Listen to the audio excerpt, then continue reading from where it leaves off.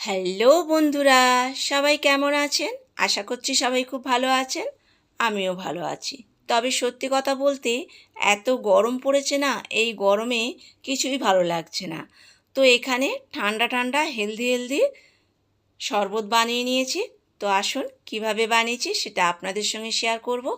এখানে একটা বাটিতে বাতাসা নিয়ে নিয়েছি।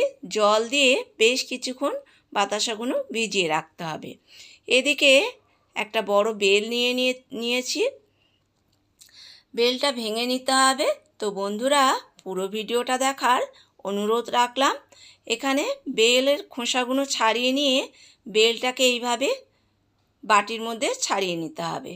নিয়ে বেলের খোসাতে যেগুলো লেগে আছে চামচ দিয়ে এইভাবে বার করে নিতে হবে। এরপরে বেলটা হাত দিয়ে এইভাবে মেখে নিতে হবে।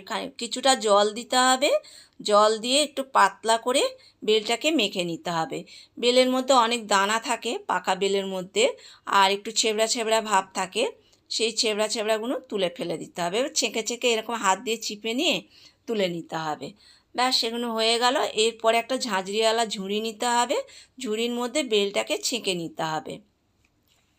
তো এখানে ঝুড়ির মধ্যে ঢেলে দিয়ে এবার চামচ দিয়ে এইভাবে পুরো বেলটাকে ছেঁকে নিতে হবে। আর ছেবড়াগুলো ছিল ও তো একটু জল দিয়ে এখানে পুরো ঝুড়িটা থেকে ছেঁকে নিলাম।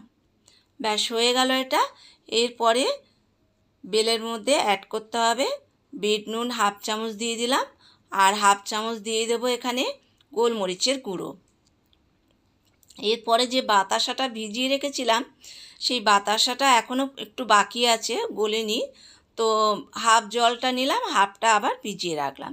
এর মধ্যে অ্যাড করতে হবে টক দই। তো এখানে আমি 250 গ্রাম টক দই নিয়েছিলাম একটা বড় বেলে। তো মাদার ডেয়ারি যে দইগুলো হয় প্যাকেটে থাকে 250 গ্রাম প্যাকেট, ওই প্যাকেটে আমি একটা নিয়েছিলাম। পুরো 250 গ্রাম দই এর মধ্যে দেওয়া আছে। আর এখানে একটা ডালের কাঁটা নিয়ে গোলমরিচ, বিট নুন, দই, বেল দিয়ে ভালো করে এইভাবে মেখে নিতে হবে যাতে সব কিছু মিশে যায়। ব্যাস, হয়ে গেছে। এরপরে যে বাকি বাতাসাটা ছিল জলটা, সেটাও দিয়ে দিলাম। দিয়ে এরপরে মানে বেশি না, অল্প একটু কেশর নিয়েছি।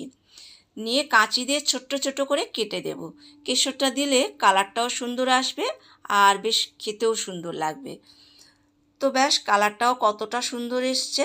আর এত গরম পড়েছে, এই গরমে যেন শরীরের ভেতর থেকে গরম হয়ে যাচ্ছে, জ্বালা করছে। তো ভাবলাম কি খেলে শরীরটা ঠান্ডা থাকবে। তো ওই পাকা বেল নিয়ে চলে আসলাম।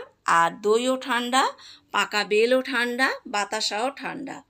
ব্যাস, সব ঠান্ডা ঠান্ডা কুল কুল হয়ে যাবে এইভাবে শরবত বানালে। আর আমি বলবো, এই ভিডিওটা দেখার পরে বন্ধুরা একবার হলো আমার মতন এইভাবে শরবত বানিয়ে খেয়ে দেখুন, ভীষণ ভালো লাগবে। এরপরে ওপর থেকে বরফের টুকরো দিয়ে দিলাম।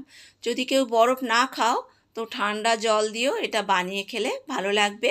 অনেকে বরফ খেলে গলা ব্যথা হয়, তো তাদের ক্ষেত্রে বলবো ঠান্ডা জল দিয়ে এটা বানিয়ে খান, ভীষণ ভালো লাগবে।